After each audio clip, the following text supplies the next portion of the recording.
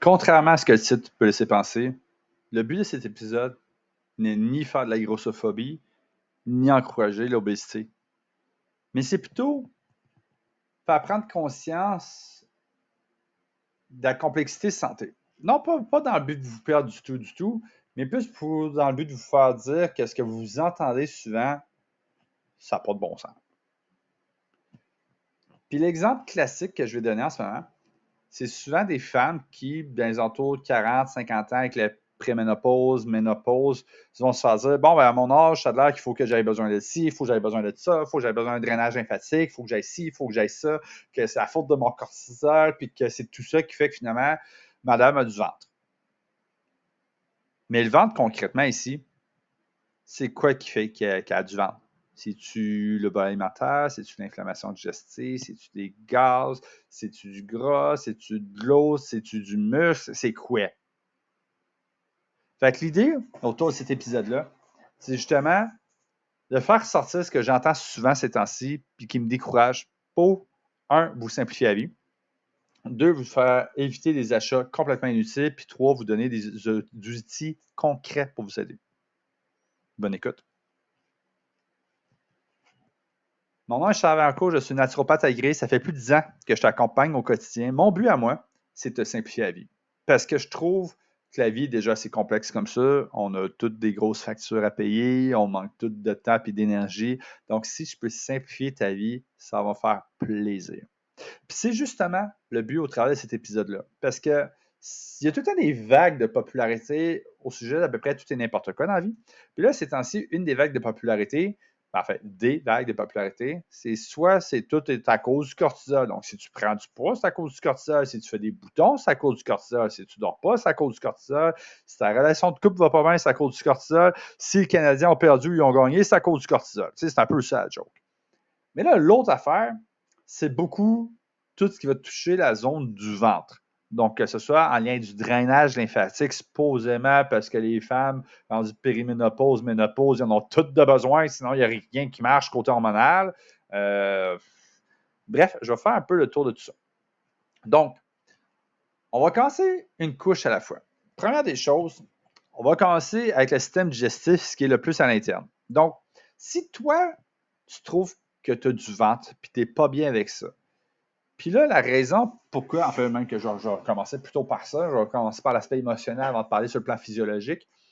Déjà cet été, là, quand tu vas vouloir sur la plage pour prendre des vacances, je vais te poser une question bien simple. Est-ce que toi, quand tu prends ton temps à la plage, tu es dans tes bouquins, dans tes verres, à jaser avec ta famille, sur ta tablette, ou tu es en train de juger tout le monde? Tu es probablement la première option. Mais en tout cas, tout le monde est pareil. Fait que tu n'es pas là pour faire plaisir aux autres. Sois bien avec toi-même. Puis que tu sois mince, que tu aies un petit peu de poids, que tu en aies plus, tu as le droit d'être heureuse. Tu as le droit d'être une belle personne, d'être fine, d'être drôle, d'être intelligente, d'avoir du succès, d'être riche, d'être ce que tu voudras. Le poids n'enlève rien de tout ça. Les bonnes manières, c'est pas affecté parce que tu as du poids. Il y a du monde même qui a un sex appeal qui est très gagnant malgré un surplus de poids parce que justement, c'est un état de confiance. Ça se commence entre les deux oreilles. C'est un état de bien-être. Ça commence avec ben, es-tu heureuse? Est-ce que tu es bien dans tes énergies? Es-tu bien dans tes relations? T'aimes-tu ce que tu fais dans la vie? Parce que si tu as une humeur de cabochon, tiens tout croche, tu parles tout croche, tu bois comme un trou, tu fumes comme un trou, que tu aies du poids ou que tu n'aies pas de poids, il y a bien du monde qui ne seront pas attirés par ça. Fait que c'est plate à entendre, mais c'est ça la réalité. Fait que, en bon québécois, là, tu peux t'en sacrer des autres. Tu as le droit d'être heureuse. Simplement. Donc, maintenant qu'on retourne plus sur le plan physiologique, qu'est-ce qui peut faire en sorte que tu as un ventre et tu n'es pas bien avec ça? Est-ce que c'est l'aspect digestif? Est-ce qu'au niveau digestif, tu as des remontées d'acide, des brûlements, des flatulences, des inconforts, des lourdeurs, des coups de barre, des coups de fatigue après avoir mangé, des irritations, le derrière qui pique, n'importe quoi? Si oui, peu importe ce que je vais dire, je te conseille de consulter parce que je n'ai pas de feedback présentement quand tu m'écoutes, donc je ne peux pas non plus savoir ce que tu as. Mais c'est de savoir maintenant pourquoi. Si tu as des troubles digestifs, Est-ce que c'est parce que tu manges trop rapidement, tu ne manges pas assez bien, tu ne manges pas d'une façon assez routinière, c'est-à-dire que tu as tendance à sauter des repas, puis après ça, à 2 heures du matin, tu t'empifferais un autre repas. Qu'est-ce qui se passe? Est-ce que tu manges trop? Ça aussi, ça se peut. Parce que si tu as des sous-capacités digestives, puis sous-capacité digestive, c'est pas que tu as un diagnostic, c'est n'importe quoi, c'est que des fois, tu manges de quoi, puis pouf, tu gonfles, tu as des flatulences, tu n'es pas bien parce que ton acidité gastrique n'est pas super bonne, ton pancréas ne fait pas assez d'enzymes, ta vésicule biliaire, la qualité biliaire est discutable, le transit peut être lent parce que tu n'as pas assez de fibres, pas assez d'eau, tu n'as pas assez bougé, tu es trop stressé, tu ne dors pas assez, tu peux avoir des troubles hormonaux comme la thyroïde. Il peut y avoir un paquet de raisons pourquoi tu as des troubles digestifs. Mais si tu as un inconfort digestif, bon, au moins, je te dirais, mets en phase là-dessus, ou du moins, va poser des questions là-dessus. Parce que si tu as des inconforts digestifs, puis tu dis juste à quelqu'un, je veux perdre du poids, du ventre, premier réflexe, c'est perdre du poids égale perdre du gras. Mais si c'est ton aspect digestif qui te donne une bedaine de 9 mois enceinte, enflée, ballonnée, pétée partout, ben, on aura beau parler de déficit calorique, ça ne veut pas dire que ça va soutenir ta digestion. Fait que ça, c'est la première affaire. Après ça, au-delà de l'aspect digestif, qu'est-ce qu'il y a? Il y a de l'eau. Est-ce que tu as de la rétention d'eau? Si tu as de la rétention d'eau, est-ce que c'est juste au niveau du ventre ou un peu partout? Si tu me dis que tu as tendance à avoir les jambes enflées, un soir, oui, c'est plus normal, mais beaucoup, beaucoup. Tes bras enflés, la face enflée, tout est enflé. OK. Pourquoi? Parce que la rétention d'eau, en fait, c'est de la rétention de lymphe. Il y a de la congestion lymphatique qui se fait. Maintenant, pourquoi il y a de la congestion lymphatique qui se fait? Est-ce que c'est parce qu'il y a trop d'inflammation? Il n'y a pas une assez bonne circulation sanguine? Il y a de la sédentarité? Il manque d'hydratation? Finalement, qu'est-ce qui fait que ça va pas bien? Y a-t-il un désordre au niveau des électrolytes, de la déshydratation?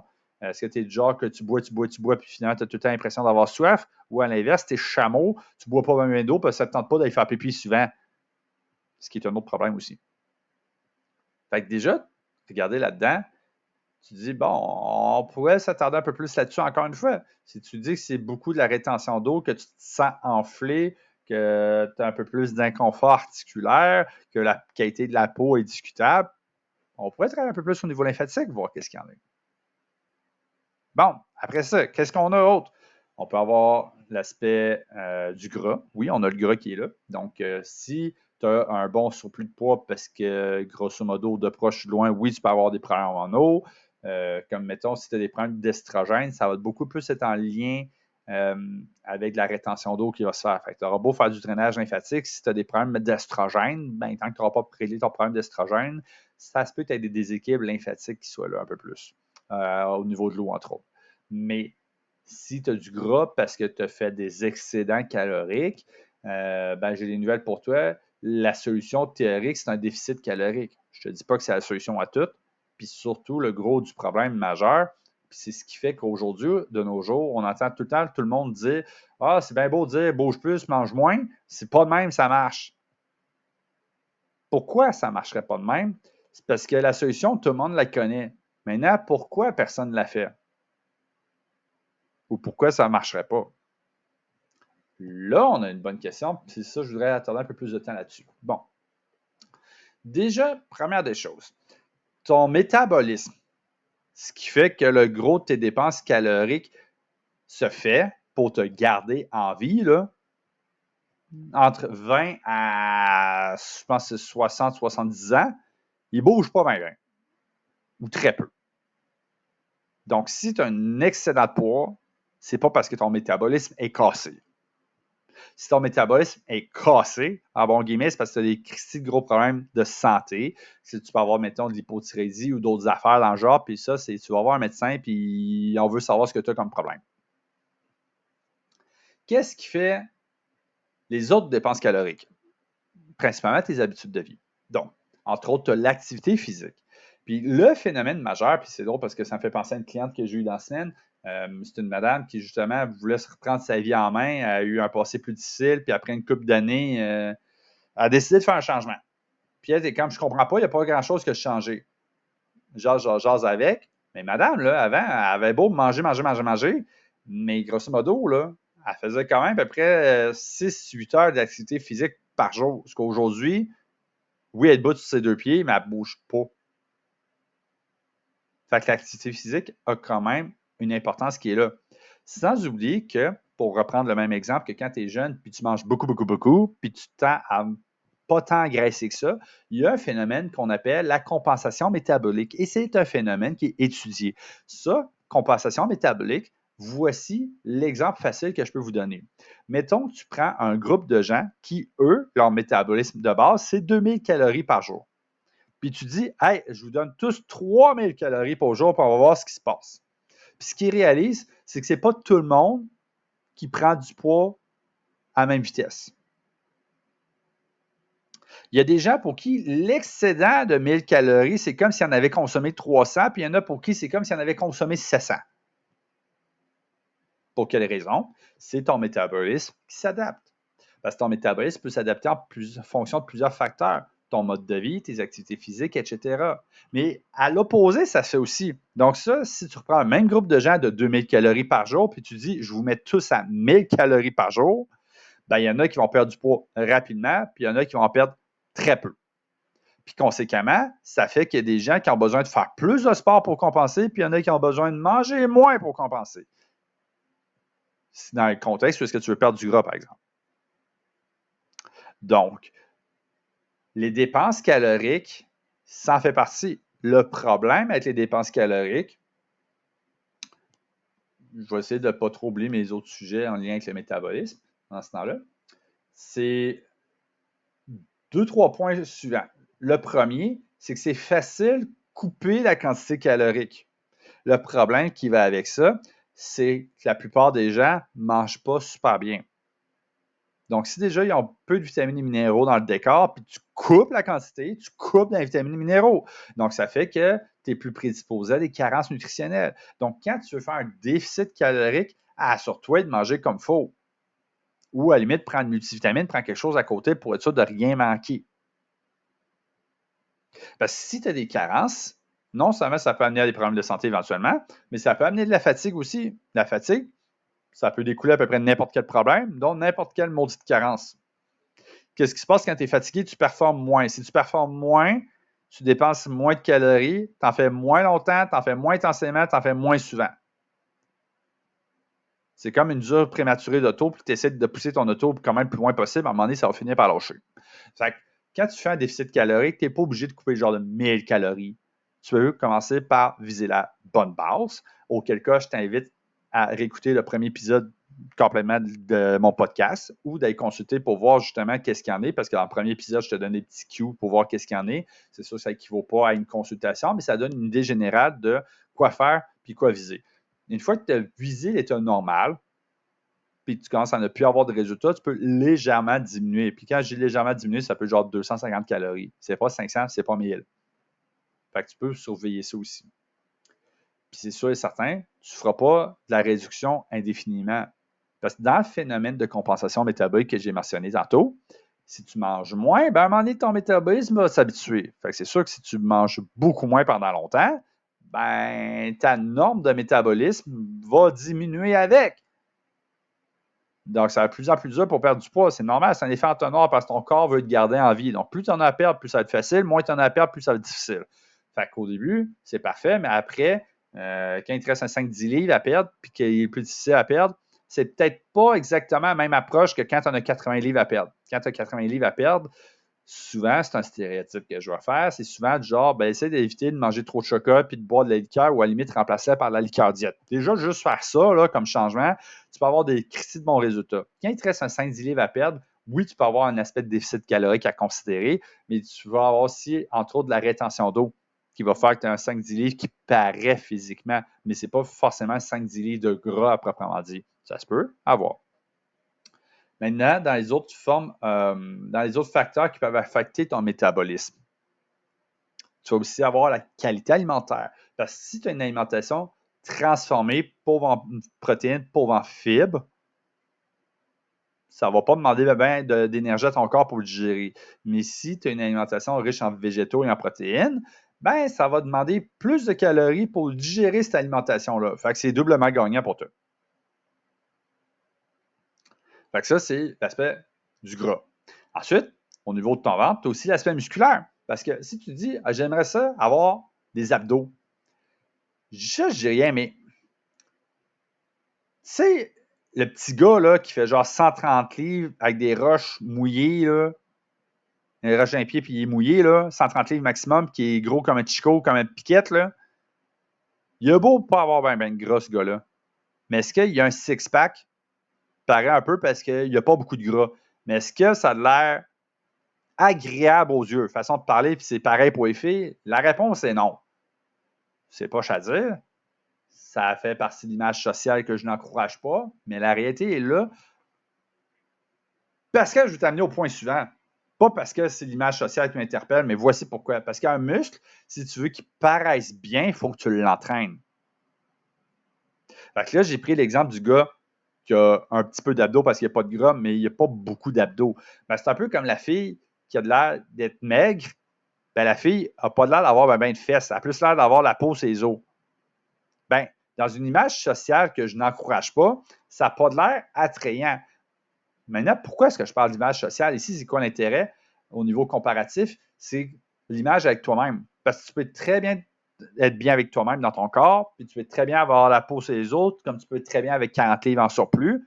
Il n'y a pas de problème à ça. Mais c'est que souvent, quand tu as un inconfort toi-même, la maudite tendance qu'on a, c'est à vouloir se comparer. Puis se comparer, ça peut autant être toxique que ça peut être positif. Ça peut être toxique si ça te ramène en bas, ça peut être positif si ça t'incite à faire des changements pour ton bien-être. Puis ça peut être côté santé, mode de vie, alimentation, sommeil, bref, ça va avoir des résultats santé sur le long terme, puis c'est gagnant.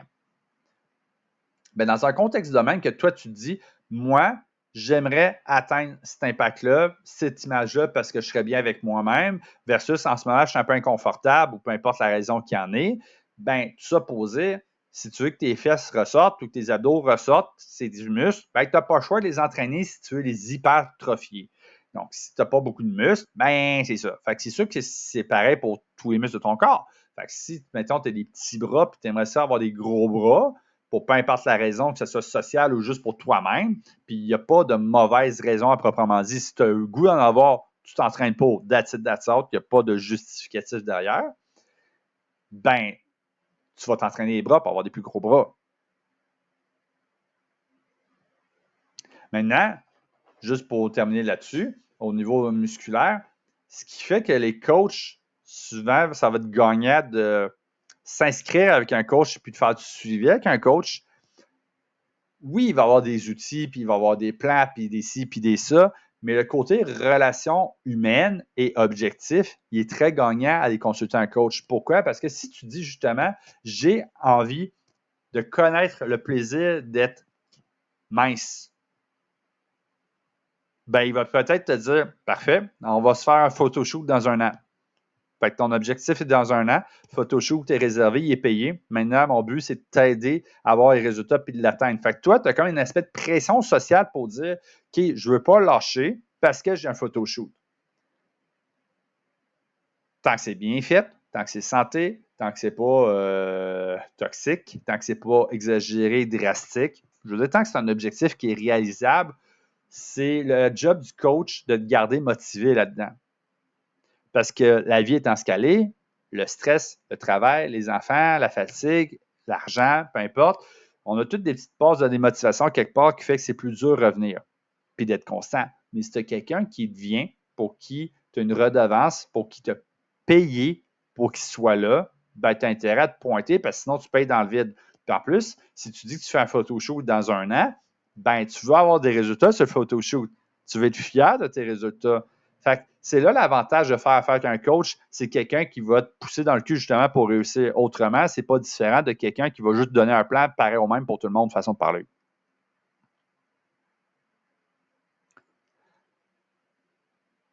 Donc, ça, c'est pas mal les points les plus principaux que je vais parler. Oui, il y a d'autres affaires comme la santé cardiovasculaire, etc. Mais physiquement, il n'y aura pas tant d'impact que ça. Donc, quand tu as un problème associé quelque part, tu peux l'adresser d'une façon un peu plus pertinente. Donc, si toi, tu as un ventre, puis tu n'es pas bien avec ça, puis là, tu dis, ça doit être mes hormones. Fait que là, en disant, c'est peut-être mes hormones, tu vas faire chat GPT, mes hormones, médias sociaux, mes hormones.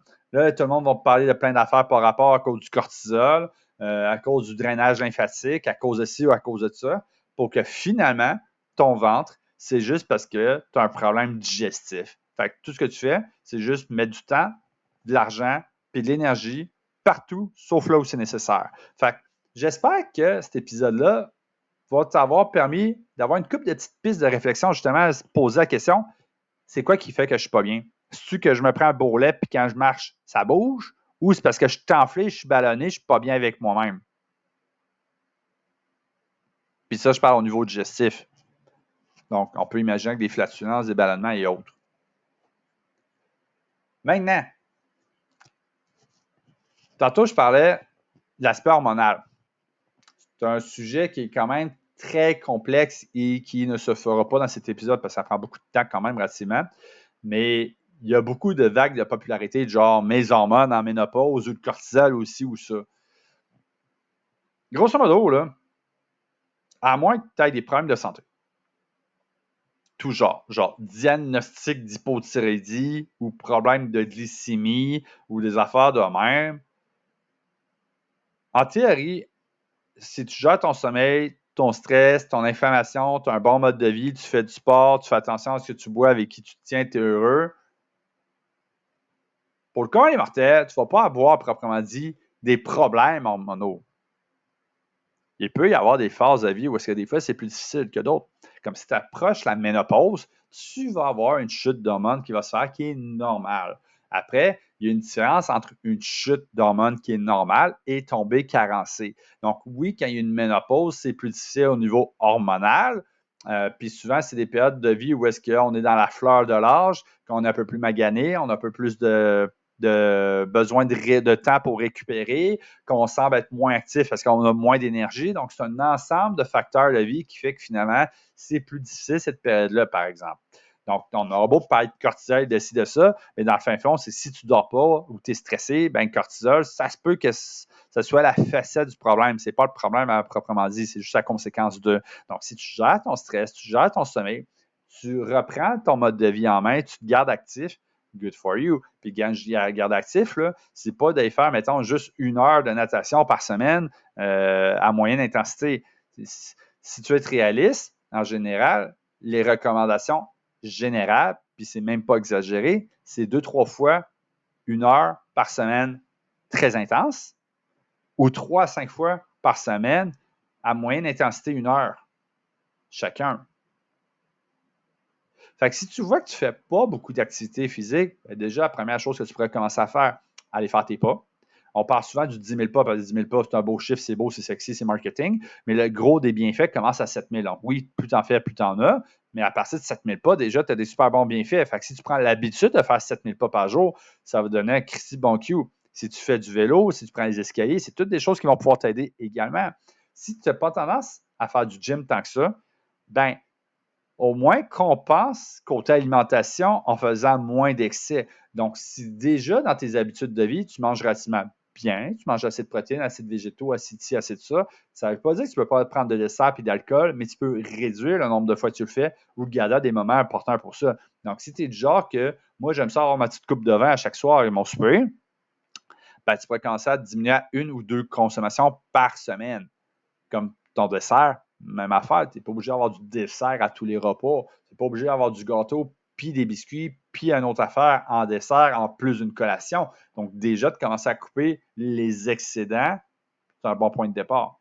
Fait que, si tu veux être bien cet été, regarde ce que tu as besoin de travailler, puis travaille-le de façon constante.